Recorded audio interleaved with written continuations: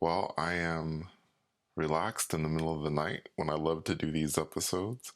By the way, welcome to another episode, and in this one, I'm going to do things slightly differently, I guess, or with a slight difference.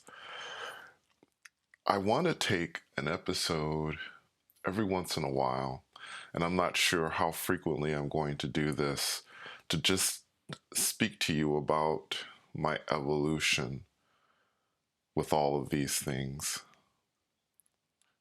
It has been such an interesting journey to me. And and I've done this before, but I again want to take a moment out to truly thank my mother for always being there for me and assuring me that I haven't lost my mind. I'm not going crazy. Because those of you listening to the sound of my voice, if you truly, truly knew me, you would know that I am possibly one of the most rational beings you could ever know. I mean, I have read books on theoretical physics, on philosophy. I would be a person that you would think would, well, wouldn't necessarily even believe that these things exist. And honestly, if it hadn't happened to me, if these things hadn't happened to me, I don't know if I could believe them. And that's just the kind of person I am. It's almost like I have to see it to believe it to a certain extent. I guess I have to admit that about myself. Because before, I believe I had a certain amount of faith in things that went beyond this 3D world. Of course, I'd been leaving my body since I was little, but even before then, I mean, I'm talking before then, thinking about what happened after you died and whether we all had spirits or not. I don't know how much I believed it. Then I started experiencing these things consistently, and well, if you see something like that, I don't really have a choice but to say, hey, I'm seeing this. It's happening to me. So I want to take a moment out, as I said, to kind of talk about my evolution, to talk about some of my thoughts about the things that are happening to me. And these things have gone beyond astral projection. It isn't just astral projection for me anymore. Now, I'm starting to do many more episodes on the Beyond Body series, which, for those of you who haven't watched that, is basically with me having the ability to connect with other realities, other universes, whatever, and not leaving my body. And I still can't quite explain how it is that I do this. It is fascinating and very interesting, and it challenges all of my thoughts on the nature of what is, of what constitutes existence. I said in one of my episodes that sometimes if I think about this stuff that my head's gonna explode, and well, yeah, it just kind of makes my head hurt sometimes. Anyway, there were two things I wanted to talk about today. And one of the things was a discussion I was actually having with my mother about why it is when I experience certain things in the beyond body, I seem to see things that have an almost animated quality. When I say that, I mean it's like watching a cartoon. It's quite fascinating. I've never since before I started doing the Beyond Body, I don't think I really experienced this stuff. But once I started doing the Beyond Body stuff, I started seeing things having an animated quality. And I'll give you an example. There was one moment when I was traveling in a previous episode. I was going somewhere and I talked about seeing a path, a white path, and there was green grass on one side, green grass on another side, on the other side of this path, and it was a winding path, but it had an animated quality to it. It looked like it was animated. And I was looking down and I seemed to be gliding over this path and I was thinking, why does this look like a cartoon? I don't understand. And in a discussion with my mother, my mom was talking about the nature of what reality is. And she just brought this up, and this was just a theory, and this is something that I thought about too. Again, these things that I'm going to talk about with you, this is not set in stone. I could be completely off. And these are just theories that I think about that are interesting to me. To try and perhaps begin to explain some of this stuff. Perhaps I'm seeing in this animation, seeing in this cartoon quality the true nature of what reality is.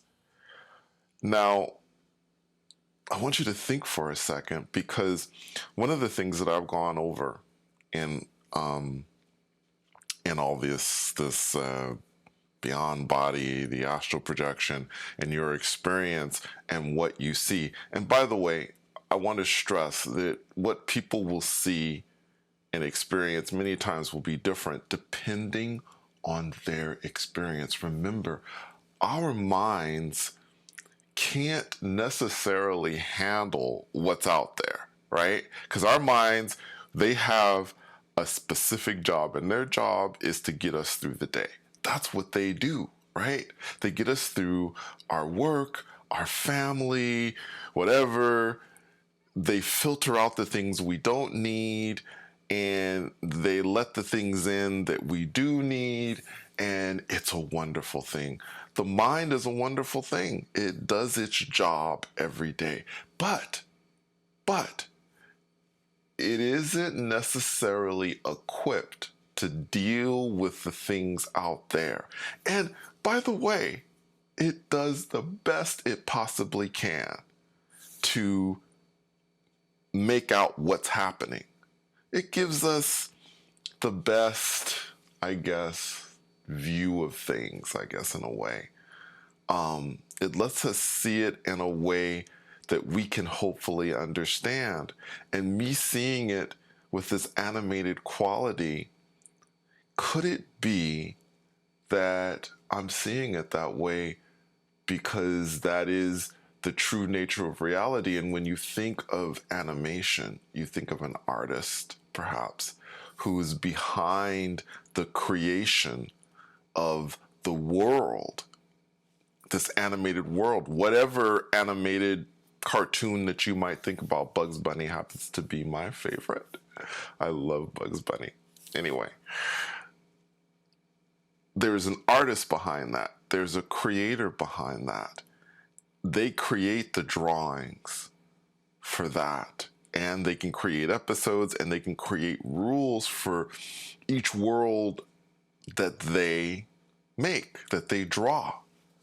So it's an interesting thought that in the true nature of reality, it's animated and there's a creator behind it. If you think about it, it makes sense. Another thing that I wanted to talk about, and I haven't talked about it much on this channel, are these other elements that are beginning to build in me. One of the things that happens to me on a fairly daily basis, actually every day, there is not a moment when I go to sleep that I don't remember dreaming something. I remember my dreams every single night and every moment that I go to sleep. Now, I do believe that we dream every night, even if we don't remember it. And I believe there are certain people that sleep and they barely ever remember having dreams. I used to be kind of like that. Now, when I go to sleep and I dream, I remember every single dream, and my dreams are much clearer than they used to be. I believe that there's a connection to all of the things that have been happening to me, that this is connected to those things. So that's one. But the other thing is, I've had these experiences when I've shut my eyes just to rest, and I get to that in between point. And I've talked to you before about this point between being asleep and being awake. For those of you who do already leave your bodies, you understand where this place is. It's an in-between space where we're able to do things like astral project, and now I'm beginning to theorize that this is a space where we can do other things as well, because I've been able to do other things through it, and if I can do it, then others can as well.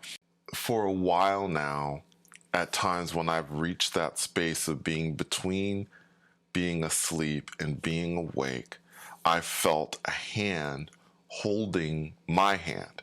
And it's a true hand, it's a real hand that would hold my hand and just hold it, right? I could feel it. Wasn't a dream. This is an actual hand holding my hand. Now, I think in the very beginning when I felt this, and this has happened pretty consistently, I got a little freaked out thinking, okay, who's holding my hand? Because I live alone and there's nobody beside me. So there shouldn't be anybody holding my hand, but there's someone holding my hand. But it was quite comforting.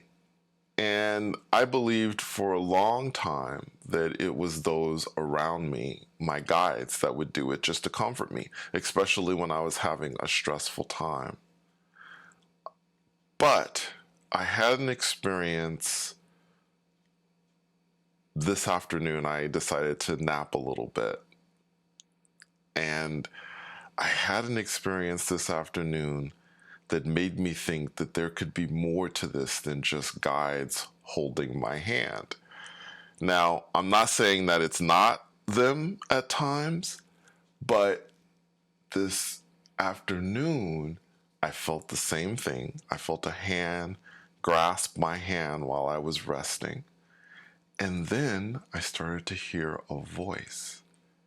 And this voice was a young Japanese girl.